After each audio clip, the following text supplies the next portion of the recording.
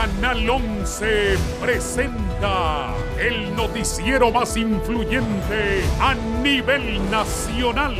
A continuación, 11 Noticias, emisión estelar.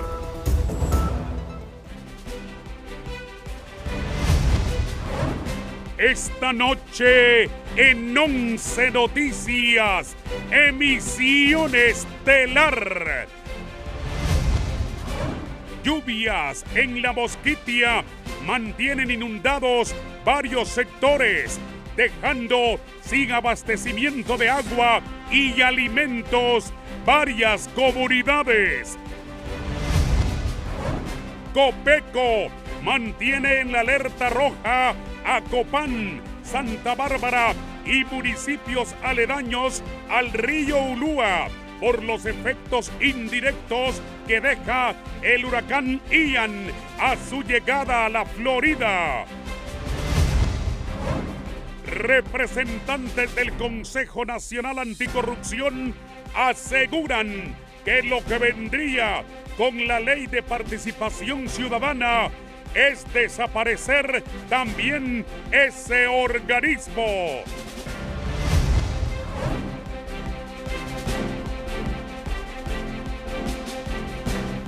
Buenas noches, gracias por estar con 11 Noticias, emisión estelar. Es un gusto saludarles. Andrea, buenas noches. Buenas noches, licenciado. Buenas noches a usted que se informa con 11 Noticias estelar. Llegamos al martes 27 de septiembre. Conozca a continuación nuestro segundo bloque de titulares.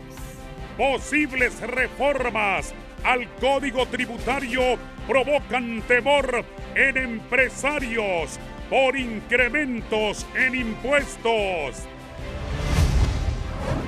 Diputados revelan que en la Secretaría de Salud hay mafias que buscan boicotear la compra de medicamentos. Esto y más a continuación en 11 Noticias, emisión estelar. Iniciamos las informaciones de esta noche contándoles que los miembros de la Comisión de Contingencias Permanentes, Copeco, mantienen alerta roja en 2 departamentos del occidente y municipios aledaños al río Ulúa por las lluvias y efectos que deja en el territorio nacional el huracán Ian, que se encuentra entre Cuba y la Florida. Steven Salgado. Muchas gracias, compañeros, en el estudio de 11 Noticias. Nos encontramos en las instalaciones de Copeco con el pronosticador de turno, Mario Centeno, quien va a hablar acerca de las condiciones que imperan en el país y también acerca del huracán Ian, cómo sigue su trayectoria y las consecuencias que estamos teniendo en el territorio. Buenas noches. Muy buenas noches. Bueno, Ian persiste como huracán categoría 3, está ya entre Cuba y la Florida en Estados Unidos, en la península de la Florida. Para nosotros, pues es la que nos está generando estas lluvias. Tenemos vientos asociados a este huracán que nos está dejando una lluvia bien copiosa sobre la parte central, sur, occidente y oriente del país. Lluvias que van de débiles a moderadas, ocasionalmente fuertes. Hemos sentido también actividad eléctrica aislada. Estamos viendo acumulados significativos aquí en la parte central, sobre la parte occidental, en sectores del sur y más aislados en el oriente del país. Vamos a sentir esta lluvia, se puede extender varias horas en la noche, para mañana volver a tener influencia de este mismo movimiento ciclónico del huracán. Nos va a volver a dejar mañana lluvias intensas, especialmente sobre el suroriente, sobre el suroccidente y en sectores del centro del país. Así que hay que tener mucho cuidado, especialmente a todas estas personas que viven en zonas vulnerables, en zonas de deslizamiento, personas que viven cerca de ríos, quebradas, que vamos a tener lluvias importantes todavía el día de mañana. Muchas gracias. Con esta información, compañeros, vuelvo al estudio, pero pendientes de las emisiones de 11 Noticias, porque estaremos ampliando estas y más informaciones. Buenas noches. Bien, gracias, Steven. Una verdadera crisis están viviendo los pobladores de varias comunidades de Gracias a Dios que están incomunicados y sin alimentos. Pamela. Angustiados se encuentran autoridades edilicias de las diferentes municipalidades que conforman el departamento de Gracias a Dios. El alcalde de Puerto Lempira, Eduardo Chau, Anuncia que debido a las fuertes lluvias e inundaciones generadas, el problema principal al que se enfrentan habitantes de dicha zona es la hambruna, porque las pérdidas de las cosechas son casi en su totalidad. El problema que nosotros enfrentamos ahorita es un problema de hambruna, porque nosotros fuimos afectados fuertemente hace unos 2 meses y medio a 3 meses. A inicio del invierno. Asimismo, detallan que el gobierno los tiene olvidados, manifestando que no se ha recibido ningún tipo de ayuda a la situación, lo cual les preocupa debido a que sus fondos no pueden cubrir con los enormes daños. Nosotros estamos preocupados porque, mire, que nosotros somos gobierno que no nos han extendido transferencias todavía. Estamos esperando las transferencias para poder apoyar, porque esta gente perdió todo. Esta gente pues está esperando que por lo menos le apaliemos un poquito la necesidad. Por su parte, la diputada Erika Urtecho manifiesta que hay mucha preocupación por la precariedad en la que se encuentran y por ello se están realizando todas las acciones posibles para llevar abastecimiento hasta el lugar. El ministro José Carlos Cardona ha confirmado que nos estará apoyando con un contenedor de 40 pies de 2.000 cajas de alimentos, y yo me comuniqué con el comandante general de la base naval y estaremos trasladando ese contenedor a través de la base naval por el lado de La Ceiba. Para 11 Noticias, Pamela Bustillo.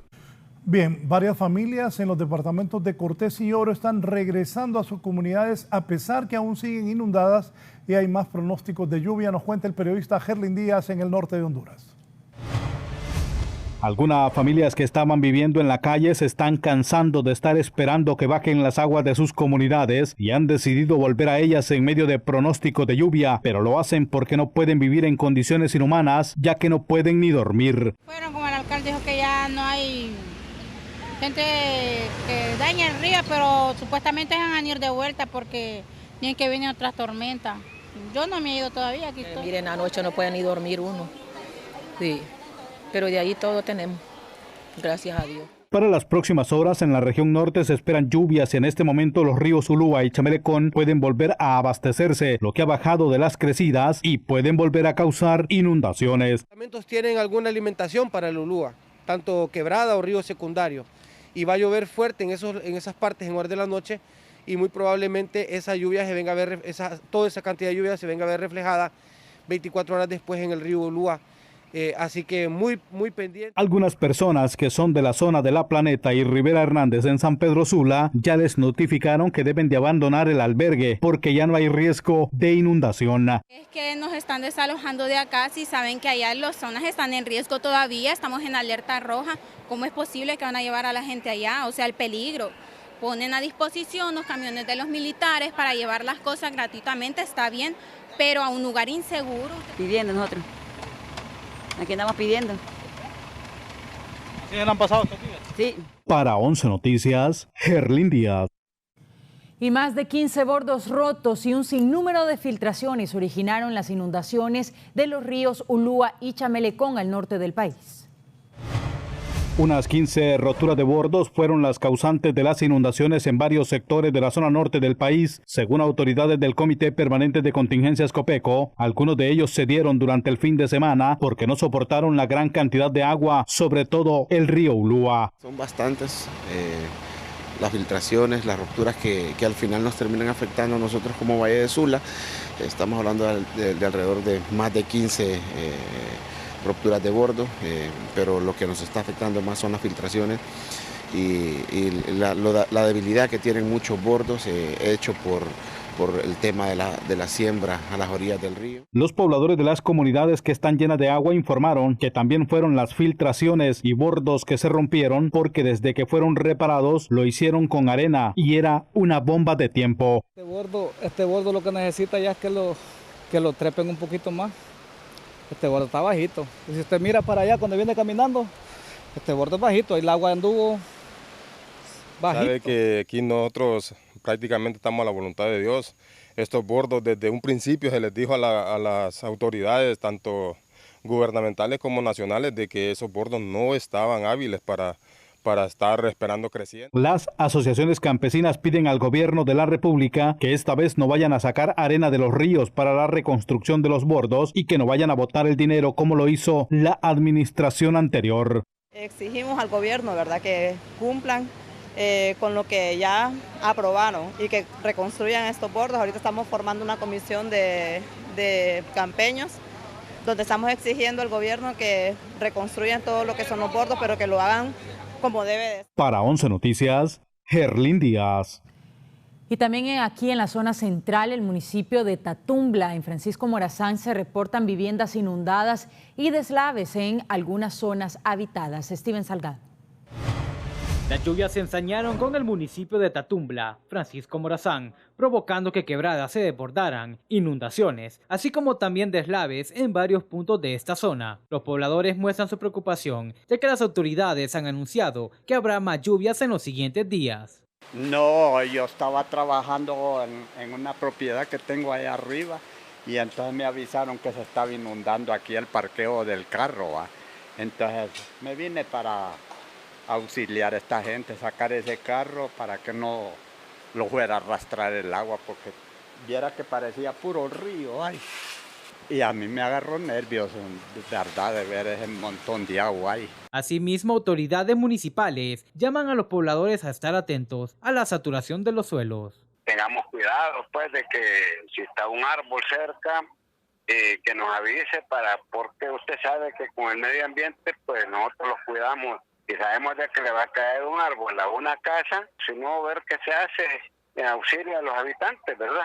Por otra parte, este experto afirma que se está estudiando la zona porque además de inundaciones, ya registran deslizamientos y la falla geológica activa. La Dirección de Prevención de la Secretaría de Estado en los despachos de gestión de riesgo y contingencias nacionales está haciendo los estudios respectivos para poder determinar cuáles son los problemas que están pasando en este caso específico de Tatumbla. Para 11 Noticias, Steven Salgado. Y a pesar de las fuertes lluvias y también los daños registrados por las lluvias durante este mes de septiembre, lo que se espera es que sea octubre el mes más lluvioso de la temporada en el país, y autoridades aseguran que se preparan para enfrentar las emergencias que seguramente se van a presentar. Gisela Calix. Expertos en hidrología del Centro Nacional de Estudios Atmosféricos y Oceanográficos afirman que el próximo mes de octubre será cuando más se registren lluvias en el país, lo que se sumaría a los acumulados de agua que han dejado las tormentas del mes de septiembre, que han sido de más de 550 milímetros en tan solo 25 días en la región noroccidental del país. Además, la temporada ciclónica se puede intensificar. Estamos hablando de lluvias muy parecidas al promedio, un poquito más altas en esta parte, en la parte verde más intenso, son lluvias arriba del promedio de más de un 20%. Situación que tiene en alerta máxima a las instituciones encargadas de velar por la ciudadanía y se preparan para evitar que se pierdan vidas o bienes de las personas, y afirman que están realizando trabajos de prevención y asistencia, especialmente en aquellos lugares que son considerados de alto riesgo, y les recomiendan a los residentes de aquellas zonas donde han sido afectadas no retornar a los mismos. Tomar, ¿verdad?, dentro de esta línea de tiempo de octubre y noviembre, que es la de mayor probabilidad también ciclónica, hace que nos podamos activar de manera estructurada con el Sistema Nacional de Gestión de Riesgos del país.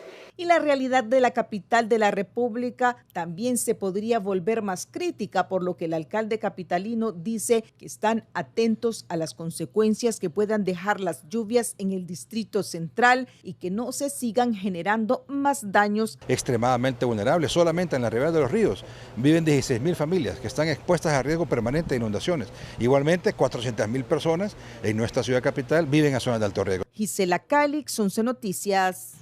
Mientras todo esto ocurre, el Foro Social para la Deuda Externa considera que el estado de emergencia se convierte en cheques en blanco para los funcionarios públicos. Isabel Monzón. Ante la crisis que atraviesa el país debido a los fuertes daños por las lluvias, el director del Foro Social para la Deuda Externa, Mario Díaz Burdet, lamenta que utilicen como un cheque en blanco el decreto de emergencia para el desvío de fondos públicos debido a la falta de transparencia. No debiera ser un cheque en blanco para nadie, y debiera ser un asunto que, debido a la recurrencia de los problemas climáticos y de otra naturaleza, debe estar advertido claramente en el presupuesto público y en el diseño de la política de ejecución de los recursos. Para este economista es necesario que el actual gobierno ejecute una verdadera ley de gestión de riesgo y evite que se cometan los errores del pasado. Al final lo más importante es la prevención de la corrupción, la prevención del uso inadecuado e ineficiente, que al final la ineficiencia fiscal también es corrupción, ¿no? Por su parte, la comisionada del Instituto de Acceso a la Información Pública, Ivonne Ardón, aseguró que como ente garante de la transparencia se les ha exigido a todos los funcionarios que manejen los recursos para atender la emergencia nacional hacer la debida rendición de cuentas. Las instituciones, a través de sus oficiales de información pública, deberán de poner a disposición en el portal de transparencia cada compra que se realice. Por su parte, el ministro de Gobernación aseguró que la administración de la presidenta Xiomara Castro garantizará la transparencia del manejo de los recursos destinados a atender las zonas afectadas. Nosotros somos garantes de que se cumplan todos los lineamientos. La Secretaría de Gobernación es solo un veedor, pero ahí estamos controlando la transparencia y la ejecución de los fondos. Para 11 Noticias, Isabel Monzón.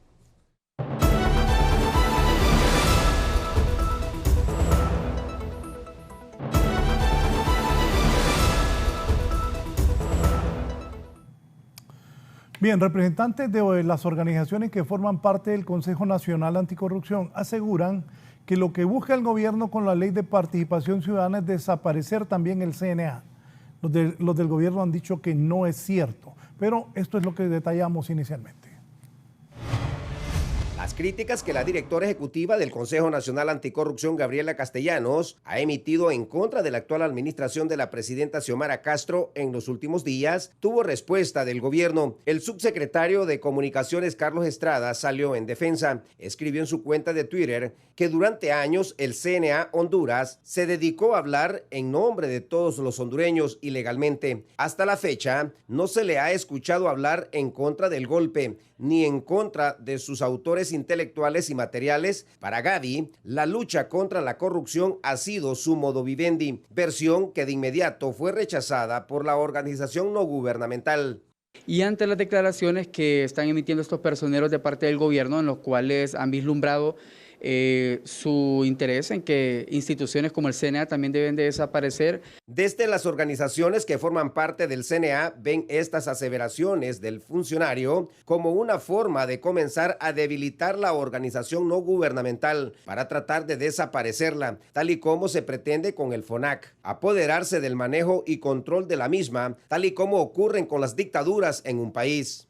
Alzamos nuestra voz, ¿verdad?, de protesta si se pretende, ¿verdad?, debilitar la institucionalidad del país, si se trata de eliminar instituciones que han dado y han aportado grandemente. Yo hablo por el CNA. Sin embargo, el presidente de la ANDEP, Elvin Canales, quien además es miembro del CNA, es del criterio que la llegada del representante de las mesas ciudadanas más bien dará fuerza a la organización civil para combatir la corrupción y la impunidad en Honduras. No le miramos nosotros mayor efecto, no le miramos mayor temor ni mayor miedo. René Amaya, 11 Noticias.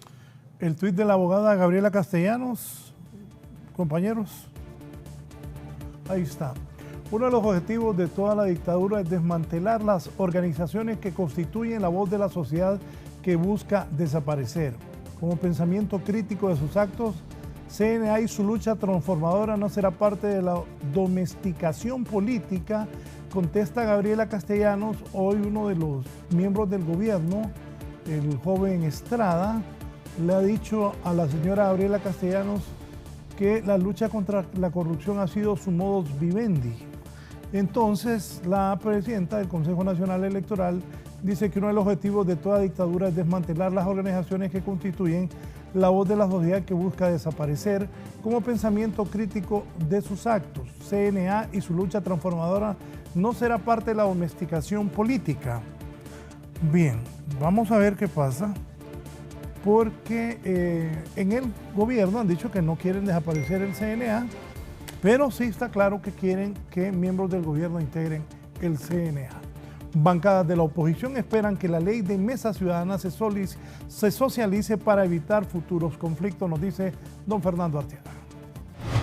Bancadas de la oposición en el Congreso Nacional esperan que en cuanto a la ley de las mesas ciudadanas enviada del Ejecutivo al Congreso Nacional se pueda ampliar la socialización, ya que por lo que se escucha en estos momentos, el oficialismo quiere solamente una sociedad civil que le hable bonito al oído. Cuando usted quiere escuchar a la población, no anda queriendo crear un monólogo. Qué bonito lo que andan queriendo crear, que van a traer activistas que van a opinar lo mismo que ellos. Esa no es la sociedad civil. La sociedad civil tiene que ser electa por un grupo de personas fuera de un contexto político. Desde el Partido Nacional consideran que Libre ha mostrado altos niveles de intolerancia y la verdad es que este tipo de temas son meramente políticos. Sabemos que la sociedad civil siempre, o creemos que va a estar siempre a favor del pueblo hondureño y no a favor de los diferentes grupos políticos, ¿verdad? Hemos visto que el gobierno quiere manejar la sociedad civil, como se lo dije anteriormente, a favor de ellos. Por su lado, el presidente de la comisión que dictaminará el proyecto de ley manifestó que todo lo que se ha dicho y que ha trascendido es realmente pura especulación. Empezaremos todo un proceso de socialización y concertación amplia para poder aprobar este importante proyecto de ley de participación ciudadana, que son las mesas nacionales de participación ciudadana. Para 11 Noticias, Fernando Arteaga. Siguen las polémicas en el Congreso Nacional, nos dice la periodista Isabel Monzón. Mientras el designado presidencial Salvador Nasralla y el expresidente Manuel Zelaya Rosales se debaten sobre la legalidad o ilegalidad de la actual Junta Directiva del Congreso Nacional, este abogado constitucional asegura que mientras no se regularice el tema de la Junta Directiva, todos los actos presididos por Redondo podrían ser anulados. Definitivamente que la Junta Directiva del Congreso Nacional está de manera ilegal. Reiterativamente se le han hecho los señalamientos pertinentes y se niegan a regularizar la situación. Esto, lógicamente, va a incidir en la instalación de la CICI, entre otros también eliminar o derogar la nefasta amnistía que se autorrecetaron y también reformas puntuales a disposiciones penales. Por otro lado, el representante del Instituto Holandés para la Democracia Multipartidaria, Luis León, es del criterio que el tema de la legitimidad del Congreso Nacional no afectaría la llegada de la CICIG. Sin embargo, tarde o temprano deberá resolverse mediante procesos judiciales. Hay un problema de fondo que en algún momento puede pasar factura, pero en este momento lo que tenemos es un Congreso sesionando, una Junta Directiva que está manejando el Congreso Nacional y una serie de bancadas atendiendo las directrices de esa Junta Directiva. Para este analista hondureño y titular del Consejo Nacional Electoral, traer nuevamente a la palestra pública el tema de la ilegalidad del presidente Luis Redondo, buscan descalificar la institucionalidad del actual gobierno. Las instituciones actualmente del Estado están funcionando y han sido electas conforme a establece la ley. Para 11 Noticias, Isabel Monzón. Surgen fuertes críticas para varios miembros de la Junta Directiva del Congreso Nacional porque mientras el país atraviesa una emergencia nacional, ellos se encuentran en una gira por Europa, nos dice el periodista Fernando Arteaga. Además de la multicrisis social que se vive en Honduras, la emergencia nacional por la lluvia sigue afectando. Lamentablemente, mientras esto sucede, una comitiva de diputados encabezada por el presidente del Congreso Nacional se encuentran en Bruselas, Bélgica. Bienvenido al gobierno de la austeridad. Hasta ahora me doy cuenta que los compañeros andan allá en el exterior erogando altos grados de viático. Y bueno, este es el gobierno de la austeridad. Mientras por un lado no hay dinero, por el otro lado rebosa para ir a ese tipo de eventos. En los meses recientes se han dado múltiples cuestionamientos en cuanto al excesivo gasto de los viáticos por la Junta Directiva del Congreso, que hasta la fecha superan los 70 millones de lempiras. Ahora con este nuevo viaje que finaliza hasta el próximo mes, se teme que siga el derroche. La verdad habría que preguntar y habría que darse cuenta si fueron vacaciones o fueron gastos. Y si fueron gastos, exigir una auditoría, ¿verdad? Exigir una auditoría y decir, ¿qué pasó aquí? Que le den una explicación al pueblo y le diga, ¿qué fueron a hacer tan largo? Oficialistas dicen que este viaje es una invitación de un Congreso Internacional que será el que se hará cargo de todos los gastos de Luis Redondo y compañía. Son invitaciones que mandan al Poder Legislativo. Es un congreso en Bruselas de legisladores mundiales. Naturalmente el mismo Congreso otorga ese mismo Congreso en Bruselas da los viáticos a los invitados y naturalmente solamente es un asunto de representación allá en Europa. Para 11 Noticias, Fernando Arteaga. Y más polémica se ha vivido este día alrededor del ingeniero Salvador Nasralla, quien a través de su cuenta en Twitter ha dicho: queremos que haya elecciones internas y que las personas que pertenecen al Partido Salvador de Honduras y tengan buenas intenciones con nuestro país se postulen para la presidencia de la República, al igual que lo haremos nosotros, ha dicho el expresidenciable Salvador Nasralla a través de su cuenta en Twitter, a lo que analistas ya se pronuncian y le responden ante este anuncio a través de redes sociales. Escuchemos. Tras que el designado presidencial Salvador Nasralla anunciara que una vez más se postulará como presidente de la República, luego de elecciones internas en el Partido Salvador Honduras, algunos analistas opinaron que no es momento de campañas políticas y que no debe de olvidar que como actual funcionario del gobierno debe de comenzar a trabajar por el país. Ese no es el momento de campañas, no es el momento de candidaturas, es el momento de reconstruir Honduras, es el momento que se sumen las labores de reconstrucción del Estado. Este momento es de trabajo. Oportunidad como funcionario de destacarse, de hacer cosas por la gente. A mí me parece que ha hablado mucho y no lo he visto hacer nada, de manera que con el respeto a él, creo que se debe poner a ejercer su función de funcionario que tiene en este momento. Otros opinan que está en su derecho de ostentar al cargo y que es positivo para su partido. Ese es el momento específico para que él lo intente nuevamente, tiene todo el derecho. Cada persona puede perfectamente aspirar a ese cargo, creo que eso es algo natural en aquellas personas que sientan esa vocación de servicio. Para 11 Noticias, Shirley Martínez. Bien, y a continuación le presentamos nuestro segmento deportivo con Rosa Alvarado. Miller Lite, sabor que reúne, presenta.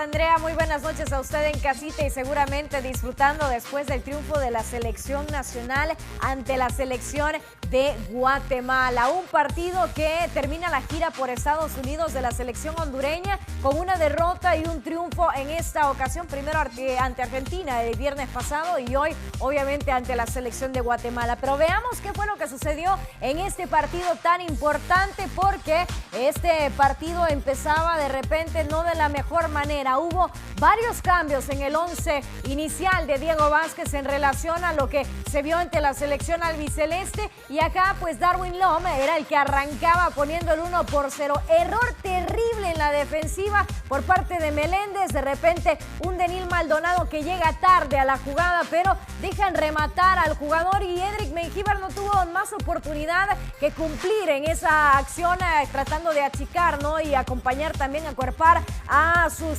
últimos dos hombres en este caso. Lamentablemente pues ni uno ni el otro se logró compenetrar en la jugada y es así como llegaba el 1-0. Edwin Solano, el hombre de maratón, ponía el centro y lamentablemente para Samayoa, para Nico Samayoa, esto representaba el gol del empate. 1-1 se ponía el asunto, todo esto en la casa del PSV Stadium, la casa donde estaban jugando en Houston, Texas. Ahí estaba el centro por parte de Edwin Solano, que sin duda alguna durante esos 90 minutos de partido se convierte en el jugador del mismo, porque pone esta asistencia, al final pues se terminan otorgando el autogol al jugador Chapín, pero al final del partido, vean ustedes, minuto 86 ya casi cayendo para el 87, el tiro de esquina a favor de la selección de Honduras, hombre en primer palo también de Guatemala, pero qué cabezazo saltaba este chaparro, porque realmente es de Edwin Solano, pues no lo acompaña a la altura, pero al final termina anotando con él por un triunfo seleccional que afortunadamente logra sacar, como yo digo, este triunfo validísimo para Diego Vázquez, ¿no? Así que los números están avalando prácticamente el proceso del argentino hasta en este punto. Siempre voy a decir que es algo injusto valorar a las selecciones según lo que hizo ante la selección de Argentina en primera instancia, sino que valorar mucho mucho lo que hizo también en esta oportunidad de Diego Vázquez ante Guatemala. Quizás no fue el mejor de los partidos para un Luis Palma, por ejemplo, que esperábamos ver mucho más de él, o otros jugadores también de la talla de Rigoberto Rivas. Pero bueno, más adelante en Deportes TV11 se les viene muchísima más información en relación a este partido amistoso, pero también todo lo que se ha desarrollado en el ámbito deportivo este día. Y recuerden que los amigos solamente necesitan saber el lugar y la hora para tener un Miller Time, porque no hay mejor excusa para reunirse que para disfrutar de unas cervezas bien frías. Miller Time, el sabor que reúne. Con esto nos vamos a una breve pausa comercial. Ya venimos con más aquí en 11 Noticias Estelar.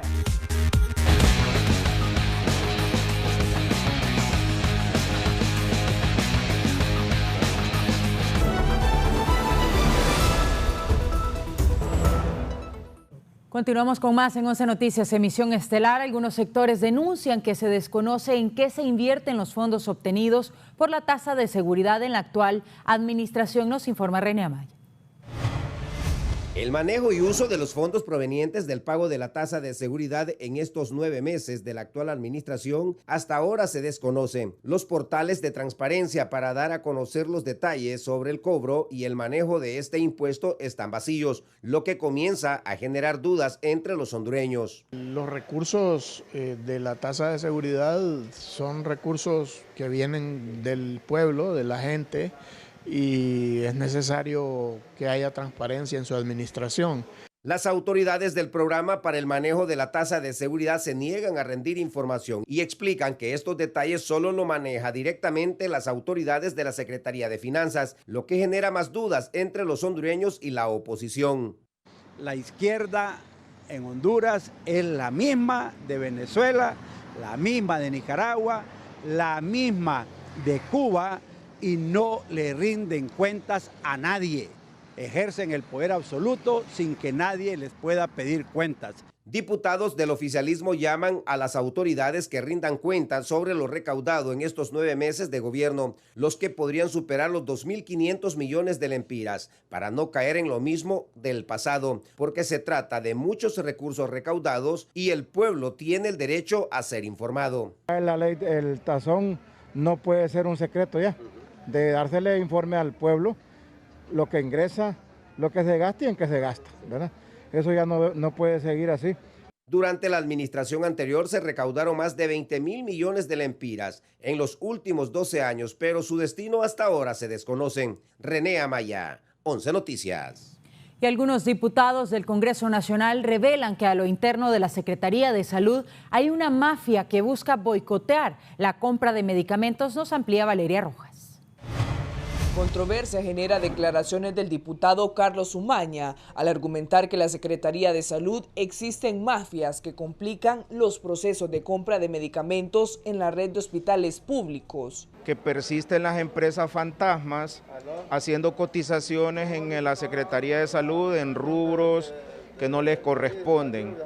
Además, vemos cómo hay trámites que son atrasados prácticamente a propósito, con errores elementales. Exhortan que la situación es compleja porque se ha perdido la gobernabilidad de la CESAL debido a que hay empresas fantasmas que quieren participar o tomar el mando de las licitaciones. Hay mafias incrustadas en la Secretaría de Salud, en hospitales, en centros de salud.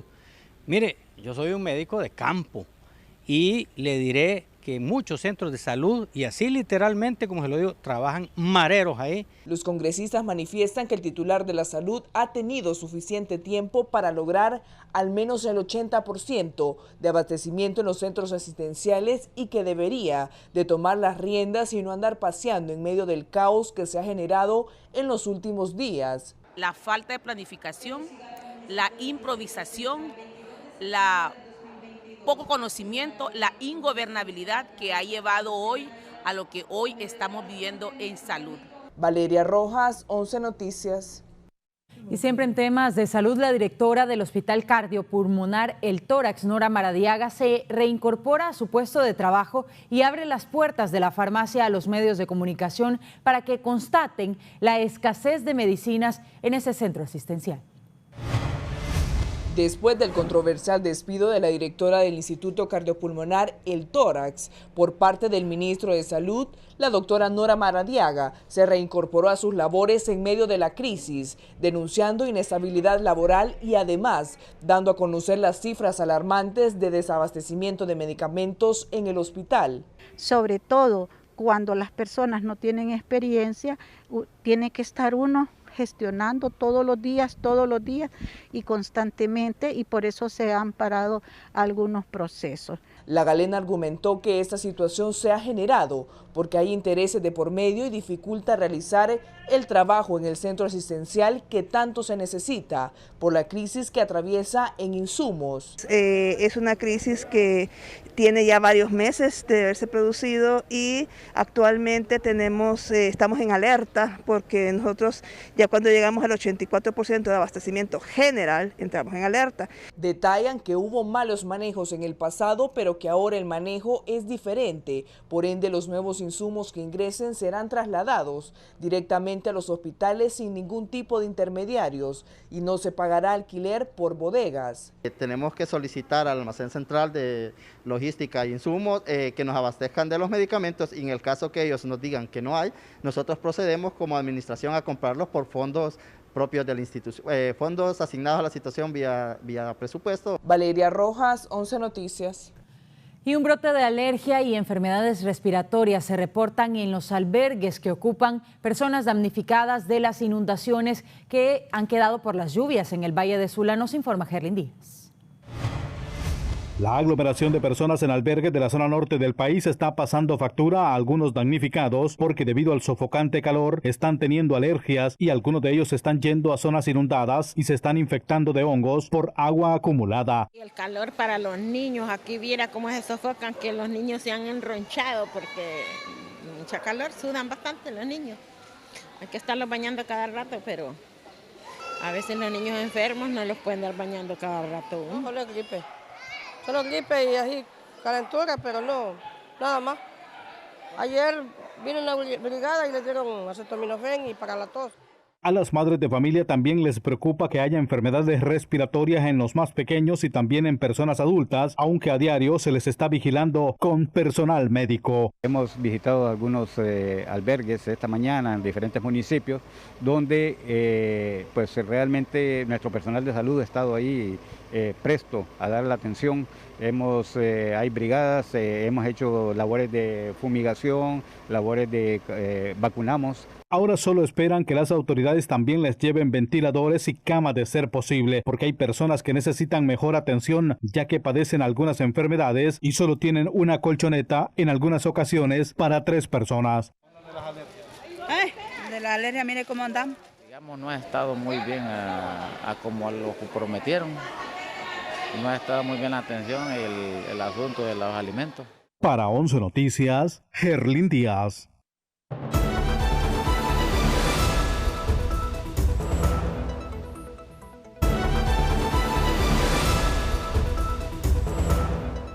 Bien, una lamentable noticia, los productores están reportando la pérdida de casi la totalidad de la cosecha de frijoles, esto en el departamento de Olancho, nos dice nuestro compañero Roberto Olivera. Casi en su totalidad son las pérdidas de cultivo de frijol en el departamento de Olancho, según el ingeniero Ramón Oliva, quien es productor y a la vez el vicepresidente de Prograno en esta región, aduce que el cultivo para esta temporada fue bien poco. Se sembró maíz más que todo, pero frijoles se sembró muy poco y los que sembraron se perdieron. Y la cosecha es raquítica. Esperamos que ahorita de postrera se siembre, porque si en postrera no volvemos a sembrar, se avecina una hambruna, que eso es lo que se estaba tratando, que no hubiera esa hambruna. Pero el tiempo nadie lo manda, Dios eso nos sabrá qué nos tiene pronosticados para posteriormente. Si va a haber chance, vamos a sembrarlo, tendríamos que sembrarlo en pleno verano con riego, pero ahorita las pérdidas han sido grandísimas. Los problemas con las lluvias no se limita solo a los cultivos de frijol, sino que también a los cultivos de maíz y también con la ganadería. Porque queremos producir, porque nosotros como productores no podemos estar sin producir, porque incluso nos han estado prestando dinero ahora en Banadera, que lo reactivaron para sembrar maíz, y frijoles y ahora con el tema de ganadería. Entonces nosotros estamos invirtiendo en el campo, pero tenemos problemas con demasiada lluvia. Hay partes donde el maíz se lo ha llevado, donde el río se ha salido. Desde el departamento de Olancho para 11 Noticias, Roberto Olivera. Por otro lado, los empresarios temen que reformas al Código Tributario traigan más impuestos para poder financiar el presupuesto general de la República del próximo año. La verdad que es triste pensar que va a haber más impuestos, Entre sus componentes para mejorar los ingresos tributarios, el nuevo presupuesto general de la República establece la necesidad inevitable de hacer una revisión al código tributario vigente, lo que enciende las alarmas en la empresa privada de que se pueda imponer más impuestos que vendrían a afectar a la mayoría de los hondureños. Como sector privado, en este momento no se puede hablar de nuevos impuestos, no se puede hablar de cargas tributarias o impositivas porque realmente el crecimiento económico de nuestro país ha sido muy pequeño. La meta fijada en recaudación de impuestos se ha establecido en 140.000 millones de lempiras, una cifra bastante elevada de cumplir, y al gobierno solo le quedan opciones a tomar, como el endeudamiento externo, una opción cada día que se vuelve más costosa. Obviamente va a encarecer también los costos de financiamiento para el gobierno y para las empresas hondureñas que tengan que recurrir a estos fondos. Entre tanto, el vicepresidente del Congreso Nacional, Hugo Noé Pino, asegura que el pueblo hondureño puede estar confiado que en esta revisión al componente tributario no significa elevar impuestos o crear nuevas cargas impositivas. No hay ningún aumento de impuestos en el presupuesto. El presupuesto es financiado por 3 formas específicas. 2 tradicionales, que son la deuda interna, la emisión de bonos que se hace en el mercado nacional. La segundo, el endeudamiento externo, que principalmente es con organismos financieros internacionales como BID, Banco Mundial, BESIE, y en algunos casos préstamos bilaterales. Para 11 Noticias, Víctor Valladares. La noticia positiva es presentada gracias a Grupo Vanguardia. Unas 20 empresas procedentes de China a Taiwán ya confirmaron su llegada al país los días 13 y 14 de octubre con miras de explorar oportunidades de inversión en Honduras y de ampliar el intercambio comercial entre ambos países. En la actualidad, Honduras mantiene una balanza comercial con este país, misma que en este momento supera los $80 millones anuales. Lo que estamos haciendo ahorita es recuperando ese comercio, y por supuesto tener estas 20 empresas que vienen es una señal del interés que tiene Taiwán como Honduras de poder recuperar todo el intercambio comercial. Es muy importante el intercambio comercial entre Taiwán y Honduras. Mismo con pandemia, Taiwán sigue el número 1, primer parcero comercial de Honduras en la Asia y 12º parcero comercial del mundo. La noticia positiva fue presentada gracias a Grupo Vanguardia. Y siempre en el tema económico, empresarios consideran que debe existir una rebaja a la actual tarifa energética. Nos informa Víctor Valladares. Rebajas significativas deberán reflejarse en la nueva tarifa eléctrica, según representantes de los generadores renovables del país. Algunos de los factores principales, como decir lo que es la moneda, el dólar se ha estabilizado un poco, y a eso le agregamos mayor generación hidroeléctrica. También le agregamos que ha tenido una pequeña disminución el combustible a nivel internacional. Esta nueva tarifa deberá ser fijada a más tardar el próximo viernes, y los representantes de los trabajadores de la Empresa Nacional de Energía Eléctrica también se han manifestado en la misma posición. Tomando en consideración que el despacho que se está manejando ahorita en el mercado nacional sobrepasa el 50%. Y es que a criterio de los empresarios, todas las condiciones están dadas para que se traslade un alivio a los abonados de la estatal eléctrica. En estos momentos no ha habido un aumento, más bien una disminución de precio en los factores externos, como en el precio de los combustibles, y nosotros esperaríamos que al menos se continuara con el mismo precio durante el próximo trimestre. En lo que va del presente gobierno, se ha mantenido un subsidio en particular para quienes registran un consumo mensual por debajo de los 150 kilovatios hora por mes. Para 11 Noticias, Víctor Valladares. Bien, y en el tema financiero, la confianza de los ahorrantes en el sistema bancario nacional ha quedado evidenciada a raíz de unos reportes presentados que muestran que en Honduras hay 7.7 millones de cuentas bancarias activas. Kate Payet. La confianza de los ahorrantes hondureños en el sistema bancario nacional queda ampliamente evidenciado a raíz de los últimos reportes que muestran a Honduras con más de 7.7 millones de cuentas bancarias activas y más de 6 millones de ciudadanos con tarjeta de débito. A raíz de esto, cada hondureño tiene la oportunidad de ser beneficiado con diversas transacciones financieras. Además de esto, la confianza se vuelve un factor principal, ya que cada cliente considera que su dinero está seguro en el sistema bancario. La gestión de la Banca Nacional muestra un beneficio a sus usuarios a través de la baja del 2.60 en la tasa de intereses de los créditos otorgados. Estos datos fueron confirmados por el Banco Central de Honduras. Durante el 2019, las tasas de intereses de los créditos del sistema bancario eran del 13.92% y la misma disminuyó el 11.32% en el 2021, demostrando el 2.60% de reducción. De acuerdo con expertos en el tema, el aumento de las cuentas de ahorro de las tarjetas de crédito y la reducción de tasas de intereses solo reflejan el trabajo realizado por parte de la Comisión Nacional de Bancos y Seguros, que orienta su trabajo a democratizar la banca nacional. Este es un informe especial para 11 Noticias.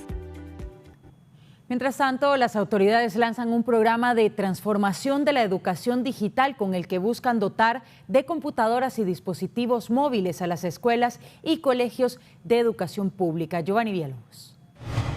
La Secretaría de Educación lanzó el programa de transformación de la educación digital, que incluye la entrega de dispositivos y tablets para docentes y alumnos en 16 de los 18 departamentos del país, para fortalecer la educación virtual.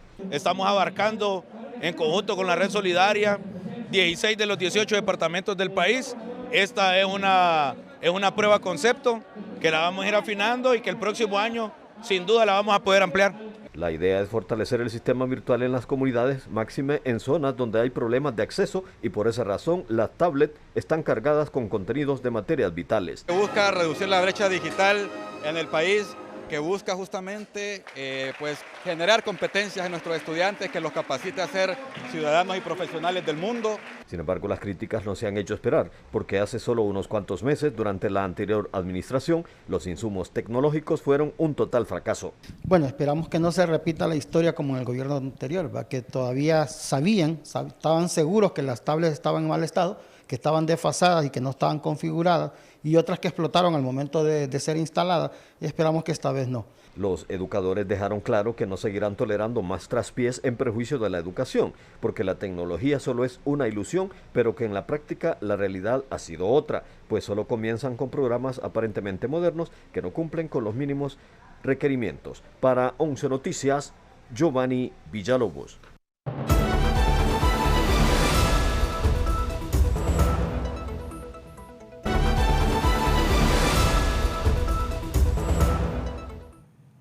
Estamos de regreso y les informamos que trasciende que fallecimientos de 3 jóvenes en la Academia Nacional de Policía no ocurrieron por el consumo de alimentos ni bebidas energizantes. Se ha conocido que los 3 aspirantes a oficiales de la policía no murieron por intoxicación alimenticia o por la ingesta de bebidas energizantes. Según los expertos en medicina forense, esto deberá ser avalado por los análisis científicos elaborados por especialistas de las ciencias forenses y con la firma de estos profesionales. Además, saber la causa verdadera, pues la familia de los malogrados Jairo José Martínez Cruz, Ronald Javier Coello y Kevin Mejía Sánchez requieren de respuestas claras y no especulaciones.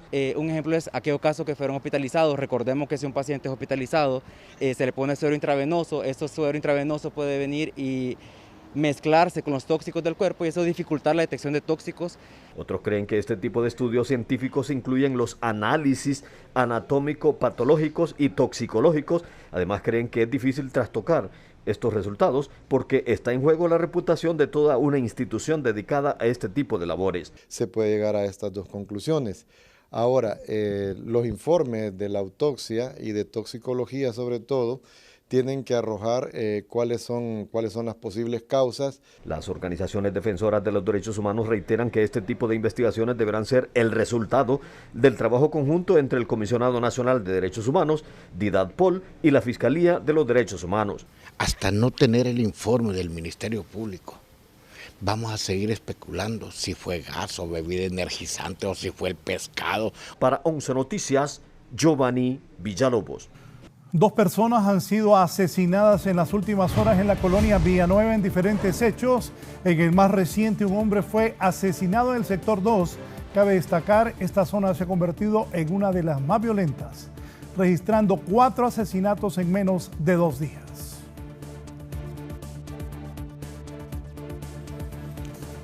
Bien, ya casi nos vamos. En un momento viene Marlon Mejía con lo más importante del deporte. La vi feliz con ese empate, con el gane de Honduras 2-1.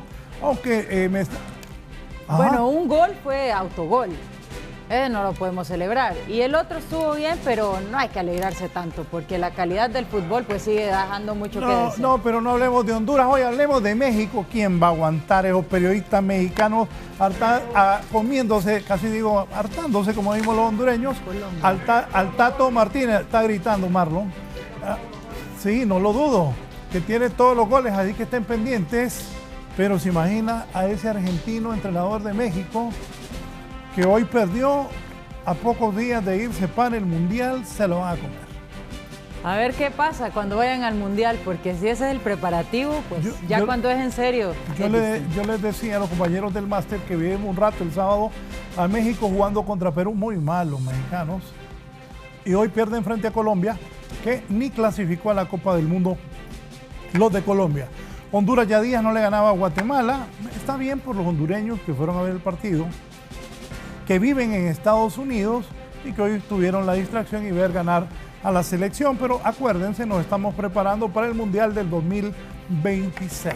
Nos vamos. Nos despedimos, quédense con el gallo de los deportes con el resumen de los goles de esta jornada. Feliz noche. Que como me gritó, dijo, tengo todos los goles, decirle a la gente. Brasil, Argentina, Brasil, mira, Chile, ve cómo lo hago que emociona. Nicaragua, Brasil ganó 5. No, pues si Brasil es favorito, el otro día le explicaba a varios. Y ayer ese partido Inglaterra-Alemania, los dos andan por la calle de la amargura. España Inglaterra el gol de hoy. Y Alemania, dije que hasta de Nicaragua tiene goles, de España, de todo el mundo. Bien, gracias, buenas noches, que estén bien. Buenas noches, con permiso.